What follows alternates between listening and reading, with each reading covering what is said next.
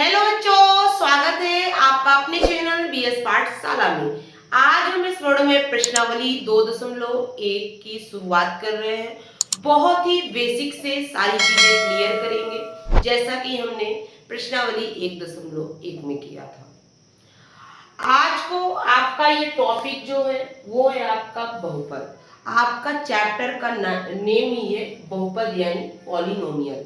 यहाँ पर आपका ओल्ड एनसीईआरटी स्टार्ट किया गया है, जो आपके चैप्टर आपको पहले भी पता है। अगर आपने प्रश्नावली ये लिखी होगी तो आपको पता होगा कि सबसे पहले मैं उन सवालों को डिस्कस करूंगी जो कि आपके पुरानी बुक्स में दिए गए हैं। इसके बाद कुछ ऐसे टॉपिक्स हैं जो आपको न्यू एनसीईआरटी में हटा दिए गए हैं या एक्स्ट्रा जोड़ दिए गए हैं, उनकी भी इस वीडियो में बात करेंगे। लेकिन सबसे पहले आप जान पा रहे हैं कि कुछ ऐसे स्कूल्स हैं जहां अभी भी ओल्ड एनसीईआरटी ही चल रही है, इसलिए मैंने यहाँ पर ओल्ड एनसीईआरटी स्टार्ट किया है। कुछ भी प्रॉब्लम हो आप कमेंट बॉक्स में कमेंट करिए, क्योंकि कमेंट बॉक्स बच्चों आपके लिए है। कुछ भी आपको दिक्कत है, आपका सारा जो भी डाउट है वो आपको कमेंट बॉक्स में क्लियर हो जाएगा। बाकी यहाँ पर आप देख पा रहे हैं कि 6th क्लास में आप लोगों ने बीजगणित पढ़ा, यानी बहुपद का एक हिस्सा आपने वहां पे सीखा था। ऐसा नहीं है कि डायरेक्ट ये आपको क्लास 10th में रख दिया गया आपका चैप्टर। फिर इसके बाद 7th चैप्टर में आपने थोड़ा बहुत सरल समीकरण करना सीखा होगा, वहां पे आपने बहुपद के बारे में पढ़ा होगा। इसके बाद बच्चों आपने 8th क्लास में देखा होगा कि एक चर वाले रैखिक समीकरण जो आपने सॉल्व किया होगा, वहां पे भी आपकी बहुपद की, ठीक है। इसके बाद आपने 9th क्लास में बहुपद चैप्टर, जो कि आपका यही चैप्टर से कुछ बातें हैं जो आपने 9th क्लास में सीखी है, कुछ बातें ऐसी हैं जो आप 10th क्लास में सीखेंगे। और बच्चों मैं आपको, अगर आपने अभी तक मेरे वीडियो नहीं देखे हैं तो एक बार जाके उन वीडियो को देख लीजिए, फिर इसके बाद आप इस पे आइए। मैं आपको ये बिल्कुल नहीं फोर्स करूंगी कि आप मेरे वीडियो को, बाकी मैं इस बात का दावा करती हूँ कि जो बच्चों इसको देख लेंगे, बस ये कह रही हूँ कि सबकी तरह साधन नहीं है मेरे पास, लेकिन जो नॉलेज जो फैक्ट मैं आपको इस वीडियो में बताऊंगी वो सारे आपके बोर्ड एग्जाम में पूछे जाएंगे। ऐसा आपको मैं तरीका बताऊंगी कि कोई भी क्वेश्चन आपको दिमाग से जाएगा नहीं, इस बात का मैं दावा करती हूँ। ये बड़ी अच्छी बात कही आपका ये चैप्टर अलजेब्रा का पार्ट है, बीजगणित का पार्ट है। और बच्चों आपको पता होगा, इसके पहले आपने या तो आपके भैया दीदी ने या तो आपके स्कूल में बताया गया होगा कि मोस्ट इंपॉर्टेंट अगर कोई टॉपिक है तो ये आपका अलजेब्रा बीजगणित ही है, जो कि आपका बोर्ड एग्जाम में 20 मार्क्स बच्चों 20 मार्क्स का पूछा जाएगा। और यहां से आप 20 मार्क्स कब गेन करेंगे, जब आप सारी चीजों को क्या है 1 by 1 क्लियर करेंगे। ऐसा नहीं है कि आपने कर लिया, आप ट्यूशन है, कोचिंग है, कहीं भी जा रहे हैं, बस आपने कर लिया, ट्यूशन गए, इसके बाद कभी आपने, इतना जान लीजिए बच्चों, आपको मैथ तब आएगी जब आप कंटिन्यू उस पर प्रैक्टिस करेंगे। प्रैक्टिस से ही सारी चीजें आपकी होंगी, इस बात को आप जान लीजिए। छोटे आप नहीं रह गए, क्लास 10th में है, बच्चे बहुत बड़े हो जाते हैं।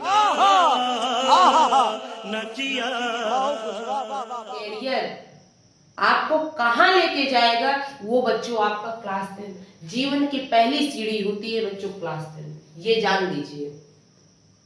इसके बाद दूसरी सीढ़ी है जो आप इंटर पास करेंगे। बाकी फिर इसके बाद इंटर के बाद समझ में नहीं आता है कि आप किधर जाएं, बीएससी करें, बीए करें, बीकॉम करें, बहुत सारे बेटा ऑप्शन हो जाते हैं। लेकिन अभी आपको पता है कि मुझे क्लास 10th के बाद क्लास 11 करना है, क्लास 12 करना है। लेकिन 12th के बाद बच्चों आपकी लाइफ ऐसी अस्त व्यस्त होगी कि आपको समझ में नहीं आएगा कि क्या पकड़ा। इसलिए अभी से कंटिन्यू अपने पे वर्क करिए, और सारी चीजें, कभी भी आपको कोई भी दिक्कत हो किसी भी क्वेश्चन में, आप कमेंट बॉक्स आपके लिए बच्चों खुला हुआ है। ढेर सारी बातें हैं इस वीडियो पे नहीं कर सकते हैं, आप आराम से कभी कभी कर लिया करेंगे। आइए आते हैं अपने टॉपिक पे और स्टार्ट करते हैं बहुपद यानी पॉलिनोमियल। ठीक है बच्चों, एक पॉइंट क्लियर करूंगी, वीडियो बड़ा हो जाए हो जाने दीजिए। ठीक है, आपको समझ में कितना आ रहा है ये मैटर करता है। ठीक है, चलिए बच्चों यहाँ पे आप देखिए कि अगर आप क्लास 9th में ये चैप्टर पढ़ के आए हैं तो बहुत सी ऐसी चीजें हैं जो आपको आ रही होंगी, नहीं भी आ रही हैं तो कुछ बातें हैं जो क्लास 9th की इस वीडियो में डिस्कस करेंगे, क्योंकि बेसिक चीजें आना बहुत जरूरी है। क्लास 10th की आप प्रिपरेशन कर रहे हैं यहाँ पे। ठीक है, तो यहाँ पर बहुपद की डिफिनीशन कह रहा है कि ऐसे बीजीय व्यंजक यानी अलजेब्रिक एक्सप्रेशन कह रहा है जिसमें चरों के घातांक सदैव पूर्ण संख्या हो। अब आप कहेंगे पूर्ण संख्या क्या होगी, तो पूर्ण संख्या 0 1 2 3 4 अनंत तक ये जो संख्याएं जाएंगी वो सारी पूर्ण संख्याएं होंगी। बस वो जो संख्या होगी वो कभी भी पॉइंट में नहीं होना चाहिए या ऋणात्मक नहीं होनी चाहिए। पॉइंट मतलब जो आपकी जो संख्याएं बटे में लिखी होती, जैसे 1/2, ये सारी संख्याएं आपकी पूर्ण संख्या नहीं कहलाएंगी। समझ में आ गया? यानी यहाँ पर जो घात है, घात किसकी? वेरिएबल यानी चर की घात। चर की घात जो यहाँ पे देखेंगे, यहाँ पे जो क्या है x है, y है, यहाँ पे आप देख पा रहे हैं ये सिंगल आपका x एक ही है वेरिएबल, यहाँ पे 2 वेरिएबल मिल गए। तो वहां पे जो आप वेरिएबल देखेंगे उसकी घात हमेशा सदैव पूर्ण संख्या, तो वो जो आपका क्या हो जाएगा बीजीय व्यंजक। माफी चाहती हूँ क्योंकि आप देख पा रहे हैं कि इसका माने सारा सॉल्यूशन कि ये आपका बहुपद है या नहीं है, इसको मैंने समझा दिया था, लेकिन बहुत ज्यादा बैटरी हीट हो जाने के कारण वीडियो अपने आप बंद हो गया था। इसके कारण आज मैं दोबारा इसको स्टार्ट कर रही हूँ और आज कोशिश करेंगे कि प्रश्नावली 2.1 समाप्त करें। ठीक है बेटू, इधर आओ, आ जाओ जल्दी से, आ जाओ आ जाओ।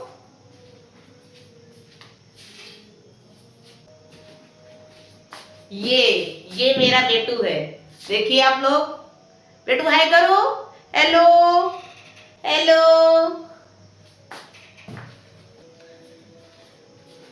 चलिए बच्चों आइए देखते हैं उसको क्या है, वो घूमता रहता है इधर उधर। ठीक है, बीच में डिस्टर्ब कर देता है। आइए चलिए बच्चों, तो यहाँ पर हमने बहुपद के डिफिनीशन की बात कर रहे थे। तो यहाँ पर ऐसे बीजीय व्यंजक या अलजेब्रिक एक्सप्रेशन जिसमें चरों के घातांक, चरों की घात बच्चों, वो सदैव हमेशा पूर्ण संख्या होगी।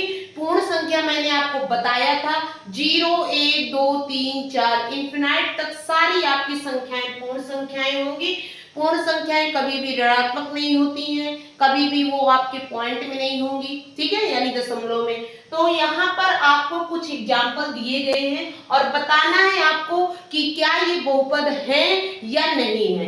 तो सबसे पहले आप देखेंगे x की पावर कितनी है 3। ये यहाँ पर जो x और y के फॉर्म में जो आपका लिखा हुआ है ये सारा कुछ आपका क्या है, ये आपके चर है। चर क्या है? जिनका मान बदलेगा, और अचर क्या है? जिनका मान फिक्स होगा। यानी जितनी भी आपकी गिनती की संख्याएं यानी नंबर्स होते हैं वो सारे आपके अचर होते हैं, और जितने भी आपके वेरिएबल्स यानी x y z जो भी आपके क्या है अल्फाबेट है वो आपके सबके क्या कहलाते हैं? चर। ठीक है, ये बात आपको पता होनी चाहिए। यहाँ पर आप देख पा रहे हैं कि जो आपका x है यानी वेरिएबल है उसकी घात क्या है 3 यानी पूर्ण संख्या है। यहाँ पर आप देखेंगे ये भी x है लेकिन इसकी भी घात क्या है, जब कुछ नहीं घात होगी तो वो 1 मानी जाएगी। तो यहाँ पे भी घात 1 है यानी पूर्ण संख्या है। तो क्या ये जो पूरा आपका बीजीय व्यंजक है ये आपका बहुपद है? तो है। ठीक है बच्चों, क्यों? क्योंकि इसकी जो वेरिएबल की घात यानी चर की घात है वो पूर्ण संख्या है। ठीक है, फिर इसके बाद दूसरे में आप आएंगे तो यहाँ पर आपका क्या है, यहाँ पे वेरिएबल की पावर कितनी है 2 यानी चर की पावर कितनी है 2, यहाँ पे भी 1, इसका मतलब ये भी आपका क्या है बहुपद है। इसके बाद आप देखेंगे यहाँ पर ये आपका x इंटू में, यानी यहाँ पर भी तो आपका बटे पावर में 1 लिखा हुआ है ना, जब घात कुछ नहीं होगी तो क्या मानी जाएगी 1। ठीक है, यहाँ पर ये भी आपका क्या है बहुपद है। ठीक है बच्चों, यहाँ पे ये भी आपका बहुपद है। इसके बाद आप देखेंगे नीचे आपका ये पावर जो आपकी क्या है, कुछ नहीं है, पावर क्या मानी जाएगी बच्चों, 1। और आपको पता है कि जब पावर है आपका बटे में है तो ऊपर जाकर के माइनस हो जाएगी। और मैंने बताया है कि चरों की घात सदैव पूर्ण संख्या होगी, ऋणात्मक नहीं। इसका मतलब ये भी आपका क्या हो जाएगा, बहुपद नहीं होगा। क्या होगा, बहुपद नहीं होगा। क्यों, क्योंकि इसकी जो पावर है वो ऋणात्मक हो जाएगी। इसके बाद आप आएंगे तो यहां पर आपका जो चर है वो अंडर रूट में लिखा हुआ है, यानी जो x की पावर है बच्चों यहाँ पे, तो वो x की पावर 1, मतलब अंडर रूट का मतलब क्या होता है, 1/2। और ये जो 1 है ये आपकी क्या है, बटे में पावर है, तो इसका मतलब ये भी आपका बहुपद नहीं होगा। ठीक है, ये बहुपद नहीं होगा। क्यों, क्योंकि मैंने बताया है कि बहुपद होने की शर्त है कि चरों की जो घात है वो सदैव पूर्ण संख्या होगी। इसके बाद आप देखेंगे यहाँ पे दो वेरिएबल है, एक x है और एक y है। कुछ भी हो बच्चों, आपको सिर्फ चर की आपकी घात देखना है, चरों की घात। और यहाँ पे x की पावर कितनी है, 2, आपका पूर्ण संख्या है। यहाँ पे आपकी y की पावर 2 है, पूर्ण संख्या है। यहाँ पे x की पावर 1 है तो पूर्ण संख्या है, यानी ये भी आपका बहुपद होगा। ठीक है, पता चल गया। चलिए, पहचानना आपने सीख लिया, कैसे आप जानेंगे कि बहुपद है आपका कि नहीं है। आप जानते हैं इसमें दो चीजें जो आपको हमेशा याद रखनी है, यहाँ पर चरों की संख्या और बहुपद की घात। साइड पे देख लेते हैं, साधन की कमी है ना बच्चों, मैं गरीब हूं ना। चलिए आइए, तो यहाँ पर क्या निकालना है, चरों की संख्या। क्या निकालना है, चरों की संख्या। चरों की संख्या आप निकालना सीख गए होंगे, यानी जितने भी आपके x y z ये आपके होते हैं वो सब आपके चर होते हैं। ठीक है, फिर इसके बाद आपको घात यानी डिग्री।